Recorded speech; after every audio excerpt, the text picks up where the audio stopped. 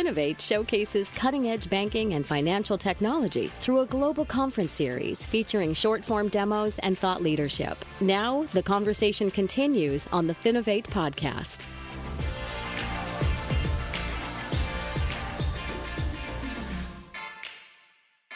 Hey, everybody, and welcome to another episode of the Finovate podcast. Joining me today, we have Matthew Covi, the CEO and co-founder of Signal Intent, one of the companies that won Best of Show at our recently concluded FinovateSpring. If you missed their demo, you can find it at finovate.com/videos. Simply search Signal Intent in there and check out what they're all about. But in the meantime, Matthew, thank you so much for joining me today. Yeah, thanks for having me, Greg. So for anybody who hasn't watched the demo video, can you start with just a quick introduction of what Signal Intent is all about? Sure, yeah. So I'm Matt Covi, CEO and co-founder. Prior to founding Signal Intent, I spent about 10 years in the marketing and product and digital world. My previous role was at a fairly large consumer fintech called Stash. And at Signal Intent, we're really pioneering the next generation of financial calculators.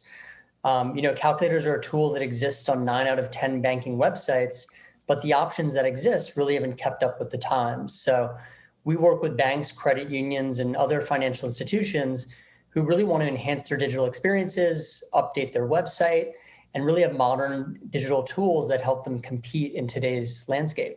Yeah, no, I think one of the things that I always like to see someone looking at a stale piece of a bank's website that hasn't been updated in a while and thinking, how can I make that better? Can you tell us a little bit about how you decided to look at calculators as something to innovate around, and also a little bit about just what you guys actually do around them? Because I think it's pretty unique what you guys are able to do there. Yeah, of course. It's interesting because a lot of our customers start working with us when they're actually relaunching their websites. And what they realize is that the existing calculators just look bad. They look dated. So they're not really thinking about innovation per se, but they're thinking about a better customer experience and bringing tools on the site that actually match, their new design or sort of the new website that they're launching. But beyond that, there's several ways that we're innovating. But before, just to give you some background, in a previous life, I actually implemented legacy calculator technology for an old client. And the process was incredibly time consuming. It took up a lot of resources. And on the flip side, as a marketer, they didn't perform well. So that experience always stuck with me. And as I transitioned into more of a marketing role in the software world, that's really when it clicked, that marketing technology has evolved so far, but calculators were kind of stuck in the past. So for a tool that nearly every bank offers their customers to inform really important decisions, we knew there had to be a better solution, and we set out to build one. And really the way that we're innovating and kind of how we came into this was thinking about, first off, building best-in-class technology that really takes a lot of the technical need out of launching and managing them. We really wanted to focus on marketing and building these for growth and helping banks compete in today's digital world. And then lastly, thinking about the data and how could we tap into this data and really turn it into something that our customers could harness and improve these customer experiences.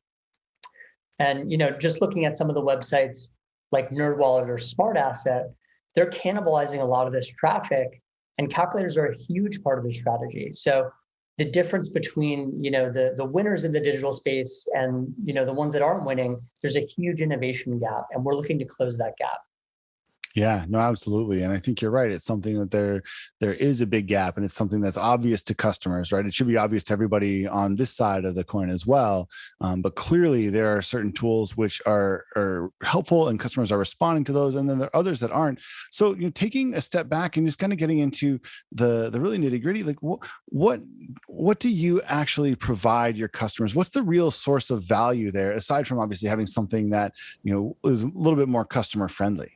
Sure. Yeah, we're really focused on three primary areas that customers work with us and really the value we're providing. The first one's all around the customer experience. So making your brand stand out, having technology that looks the part and looks like your brand and matches your website. These are really important things. I think having a continuity across the experience is becoming more and more important. And if someone's on your website and they see a tool that looks like it's straight from the 1990s, they're probably going to lose a little bit of that trust. So it's really about the brand perception. The next is all about growing, right? Winning more customers and competing in today's landscape. So we're focused on, how can these tools capture more leads? How can they capture more data? How can they be deployed across the journey, not just buried on a resource section, but really front and center on your website to have a real strategy behind them where a customer is looking for a new home can use this tool, find value in the tool, and then ultimately convert. And then the last is really the technology. So as I mentioned, implementing these calculators in a previous life was really painful.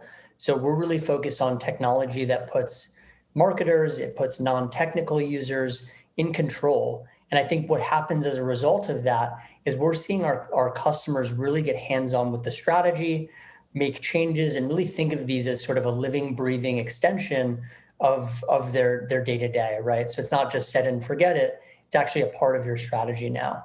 Yeah, and certainly it's something we've seen across the years at Finovate. We see the more you can get people engaged and kind of playing an active role in their planning and their strategizing around their finances, the more likely they are to make intelligent decisions for themselves, which is a good thing in and of itself. But also Sure. They're more likely to stay with that brand. They get loyalty that builds up there.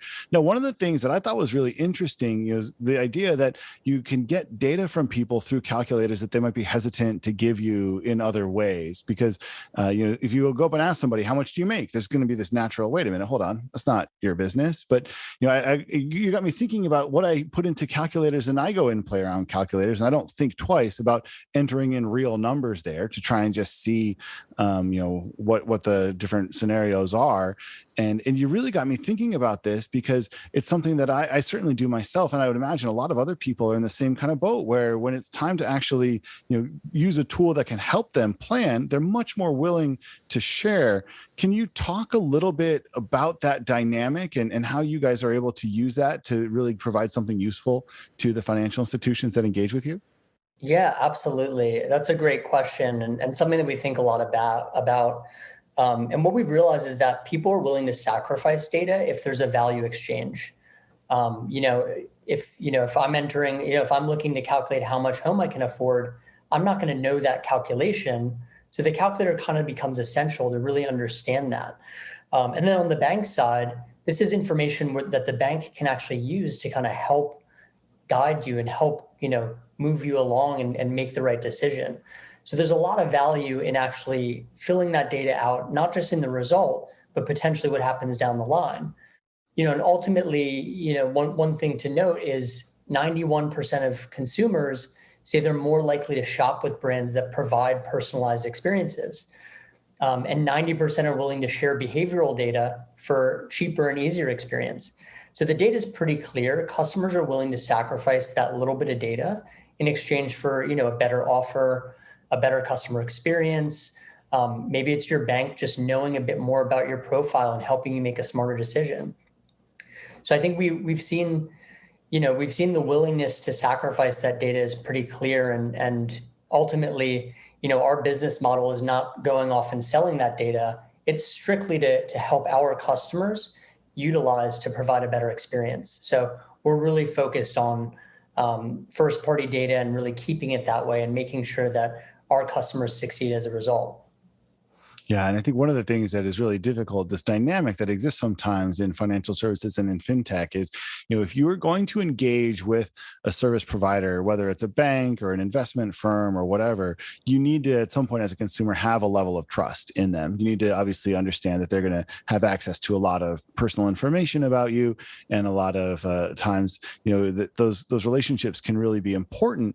And you think about, how you start that relationship, how you start earning that trust. That's the other piece that I always was thinking about when I was watching your demo video, this idea that from a very early standpoint, you're saying, hey, here's the information, you give it to us just so that we can help you make a better plan. And I think the piece you said there as well, we're not selling it, we're not trading it to anybody, it's just for this organization. And it really is about your own financial health, I have to imagine goes a really long way. Now that said, let's talk about the link between the data you collect and the sales cycle, because I think that's an important piece to make sure that everybody understands here as well. How do you take that data and turn it into something that's actionable on the part of the financial institution? Sure. Yeah, that's a great question. And when we talk about data and the impact on marketing, we're really essentially talking about personalization. And without access to real-time first-party data, personalization doesn't really exist. One stat that always stuck out to me was that 94% of banks can only deliver basic levels or no personalization at all, but 93% of them say they have more success when they do. So marketing effectiveness increases when it's personalized. The benefit's clear, but it's really the ability to capture the data and take action on it in real time, which is where they struggle. If you think about a survey or purchasing third-party data, some of the other ways that you can kind of capture this data, it takes a long time. It might not be, weeks or months before you actually put that into action. So with our calculators, we're capturing, valuable data like annual household income, car price, home price, all while that consumer is shopping and actually looking for those things. So these are really valuable data points for our customers to tap into and think about, how do we take the next step? How do we personalize the experience or maybe qualify them based on what we now know about them? A couple of the applications that we're looking at for that data is, something as simple as someone emailing themselves results from the calculator. But what we want to do is actually take it a step further and think about, the results are great, but how do we contextualize it? And how do we actually personalize maybe these offers or other products that we're getting in front of you based on what we know about that person? So I think, the data is very clear that personalized experiences outperform, non-personal experiences. The question is, how can you capture that data in real time and allow banks to actually take action on it? And that's one of the things that I think we're actually in a unique position to solve. And we're the only calculator company today that exists that's actually doing that and returning it back to our customers. Yeah, no, I love that. I think it's a really unique concept there, and it makes sense on its face because at the end of the day, people do. Obviously, it's easier from a bank standpoint to make a connection with somebody when you have a more personalized outreach. You can prove you understand who they really are. On the flip side of the equation, I think we've all had the experience. When you get a cold call, it's annoying and it's a nuisance. When you get a targeted offer that's actually in line with something that you're looking for, it can be really helpful. And so this is the marketer's dilemma, really, is how do I make sure I'm never annoying and always helpful? And I think you look at this as a tool that really, I think, that does that. Now, I want to end by looking, kind of broadening out a little bit. How far do you think you can go here? Are there other similar areas that you imagine where you could, other pieces of the bank webpage that you could use to capture data in the same type of way? Anything that kind of jumps to mind there? Yeah, certainly. I mean, that's a great question, and it's something we think a lot about. There's definitely some areas that we feel like we could naturally expand into. But right now, our focus is calculators, and we see, it's a big market. It's also global, and there's a lot of work left to be done. I like to kind of compare it to, what Zoom's done for video conference, right? Everybody hated video conference, and they've kind of flipped it on its head and made it probably the most useful communication tool that exists. So I think a lot of what we're doing, in a way, is actually building a new market where, there's an educational curve on how to think about them in a different way. So it's definitely going to be a long journey for us to, do as much as we possibly can just in the calculator space. But all that said, I think as we evolve, we're really focused on the problems that we're solving for our customers. So beyond calculators, we think a lot about the middle of the funnel. For a section of the funnel where 70+% of the customer journey takes place, we just don't think the technology, the budgets, or even, people's frames of mind have really arrived there yet. With banks spending, $12 billion a year on digitizing paperwork process and applications, I think the next big question is going to be, well, how do we get more people into these applications? So we're really bullish on the middle of the funnel. We're bullish on, personalization and all the things that kind of stem from the calculators. So again, I think we see calculators as being almost a new market and, really doing sort of like what Zoom's done for video conference. So we think we have a long ways to go, and excited to kind of keep going down that journey. And I'm sure some cool opportunities will come as a result.